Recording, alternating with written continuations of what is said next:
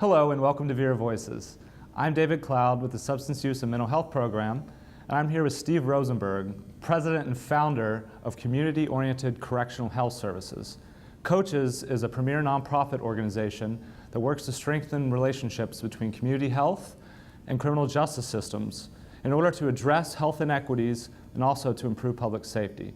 Steve is also an expert on the implications of the Affordable Care Act for criminal justice systems. So Steve, I'd like to start with a general question.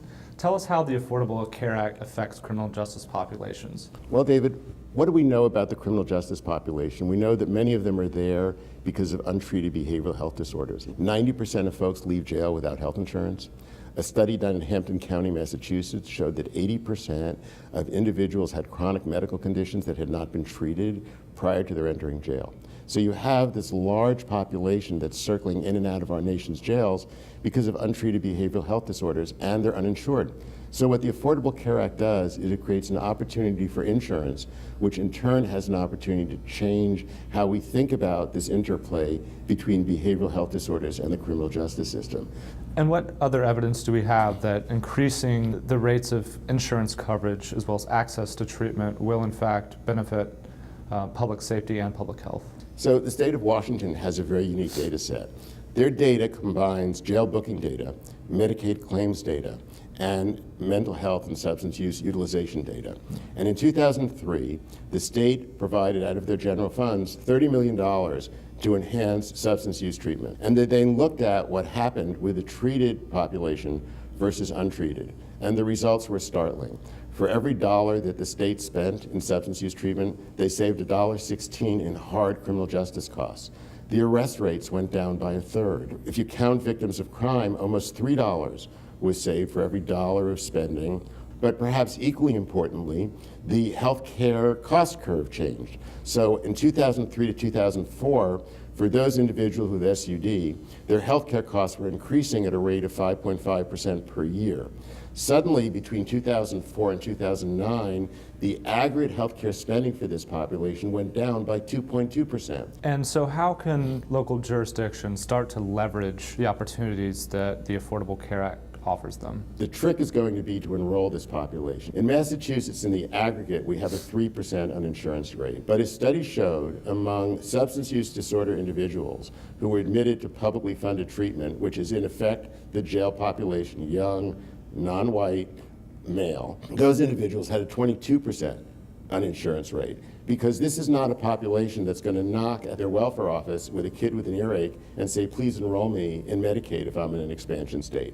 So the here and now challenge is all about enrollment. And how do you build systems within your jail? How do you build relationships to enable you to enroll individuals? What other challenges will jurisdictions face as they try to implement the ACA in their jail systems? Right now, criminal justice are thinking about themselves within a silo. And within that silo, they have their own sets of relationships. So they have their own community-based providers that they currently refer to.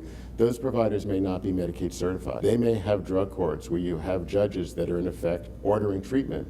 And typically, insurance plans may have a benefit exclusion for court-ordered treatment. So criminal justice folks are going to have to rethink how their existing systems operate in light of the Affordable Care Act. Can I ask you how these opportunities might play out in states that have opted not to expand Medicaid? So I think in states that have not opted not to expand Medicaid, the primary driver is going to be money. So since 1997, there has been the ability of states to not pay with their own general fund dollars when an offender is in a community hospital for greater than 24 hours. Typically, this has been an unknown and hidden piece of our Medicaid rule set.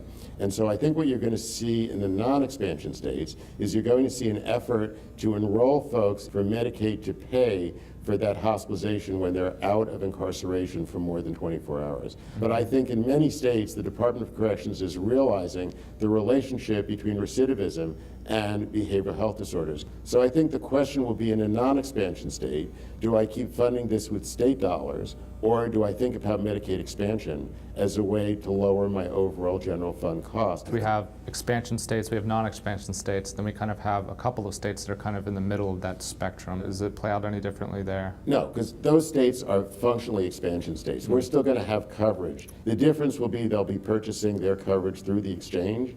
as opposed to having a separate Medicaid problem, but because parity, that is the requirement that mental health and substance use benefits parallel the benefits for health care. We're not likely to see a difference in those states. So another key component of the Affordable Care Act and kind of its sister legislation, the High-Tech Act, seems to be a focus on health information technology. Can you please talk about how jails might think about investing in electronic health records? Health information technology allows for full connectivity.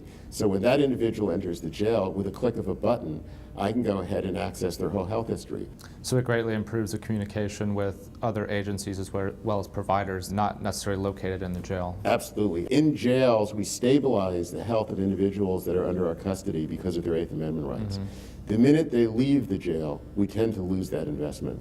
Electronic health records allow us to maintain that investment by documenting what happened to stabilize their health and what was successful once those individuals leave corrections. So it really gives us a chance to improve continuity of care. But aside from that, it creates a bunch of data. So what can government agencies, how can they use that data to their advantage in terms of planning, evaluation, and things like that? We have information we've never had before.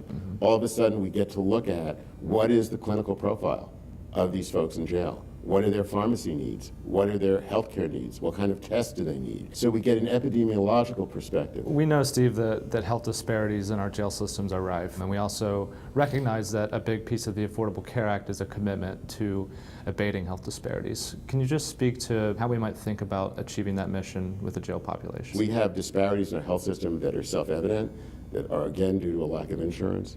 We have disparities in our criminal justice system. As I said previously, those are generally driven by a lack of insurance in the community. So the question becomes, once we create coverage, once we create an entitlement to health care, will that let us rectify the disparities in the community?